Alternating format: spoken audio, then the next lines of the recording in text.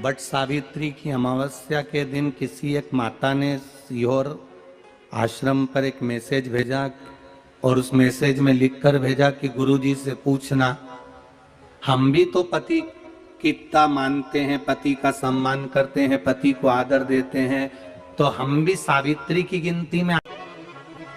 सीहोर से मैसेज आया कि गुरुजी वो ऐसा ऐसा पूछा गया है, आप बताओ क्या कहना है। हमने कहा कह दो, जब बट सावित्री आती है तभी तुम पति को प्रणाम करती हो, जब दिवाली आती है तब पति को प्रणाम करती हो, जब करवा चौथ आती है तभी चलनी में मुंह देखती हो, बाकी के समय तो तुम जूड़ा बांध के ऐसी बोलती हो कि पति थर थर कांपता है।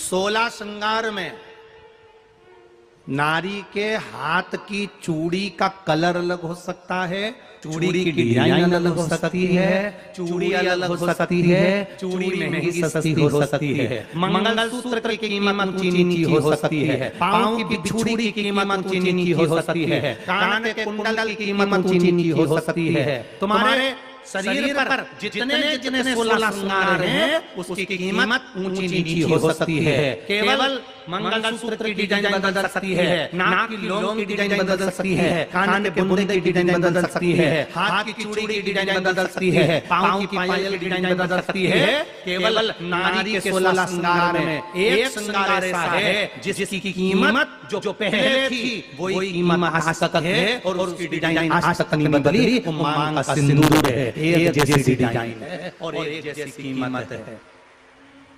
सारे श्रृंगार की कीमत अलग, पर मांग में जो सिंदूर डाला जाता है वो एक कीमत का होता है, एक डिजाइन का होता है और एक जैसा होता है और वो सबसे भारी होता है। सावित्री यमराज से कह रही है मेरे पति को छोड़ दो। यमराज कह रहा है सावित्री तेरा पति मर चुका है, मांग के सिंदूर को पोंछ दे। सावित्री कहती है पूरा श्रृंगार उतार दूंगी पर मांग का सिंदूर नहीं पूछने दूंगी। तब यमराज ने कहा जब तक तू मेरे मांग का अपनी मांग का सिंदूर नहीं उतारती तब तक तू मेरे पास नहीं आ सकती। भगवान यमराज से सावित्री ने कह दिया मैं भी जब वचन देती हूँ यमराज, मेरी मांग में जब तक सिंदूर है, जैसे सीता ने लाइन लक्ष्मण ने लाइन खींच दी थी और सीता पार नहीं जा सकती थी, मैं भी तुझे वचन देती हूँ जब तक नारी की मांग में सिंदूर है तब तक तू उसके पति को उसके सामने लेकर नहीं जा सकता। ये मैं मुझे कह देता हूं। यमराज भैंसे पर सवार होकर सत्यवान को लेकर जा रहा था, सावित्री से वचन पर वचन चल रहे थे, अड़ के पेड़ के नीचे छोड़कर आए। क्या चाहिए तुझको, क्या चाहिए तुझको, क्या दूं मैं तुझको, कुछ मांग ले मुझसे। सावित्री कहती है क्या दोगे आप, मेरे पति के प्राण दे दो बस वापिस, और कुछ नहीं चाहिए। यमराज यमलोक में प्रवेश करने लगा, मांग के सिंदूर में से थोड़ा सा सिंदूर सावित्री ने केवल हाथ में लेकर अपनी बिंदी पर जो लगाया, सत्यवान को लेकर यमराज अंदर नहीं जा पाया। बाहर खड़े होकर कहता है मांग ले, मैं तुझे एक वचन नहीं, तू बोले तो मैं 2 वचन दे देता हूं, तू बोले तो मैं 3 वचन दे देता हूं, तू मांग क्या चाहिए। तब सावित्री ने कहा देना चाहते हो, हाँ।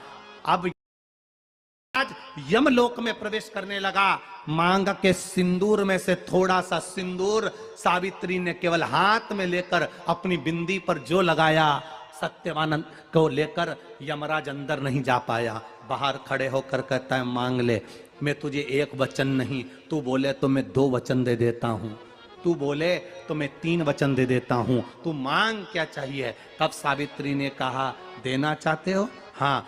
अब यमराज को लगा कि लालच में पड़ गई सावित्री, तब कहा पहला वचन दीजिए, मेरे अंधे सास ससुर के नेत्र वापिस आ जाएं।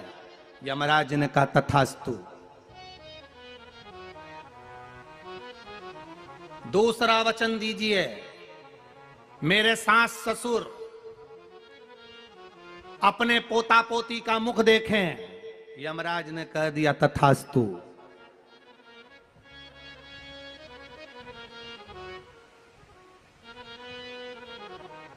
जाओ। यमराज जाने लगे, फिर आग जलने लगी। कहने लगे अब मैं अंदर क्यों नहीं जा पा रहा हूं।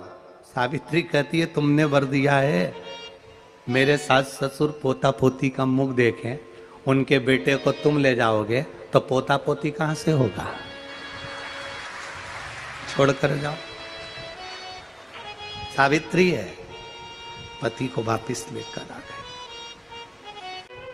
बट सावित्री की अमावस्या के दिन ब्रह्मा जी के मुख से प्रकट हुआ है, सौभाग्यवती नारियां अखंड सौभाग्य के लिए, बट सावित्री का व्रत आप लोग करते होंगे, कई लोग अखंड सौभाग्य के लिए करेंगे, क्योंकि इस बट के पेड़ के नीचे भगवान विष्णु शंकर जी से विनती करे थे वर के लिए, इसलिए अखंड सौभाग्य का देने वाला, जिसका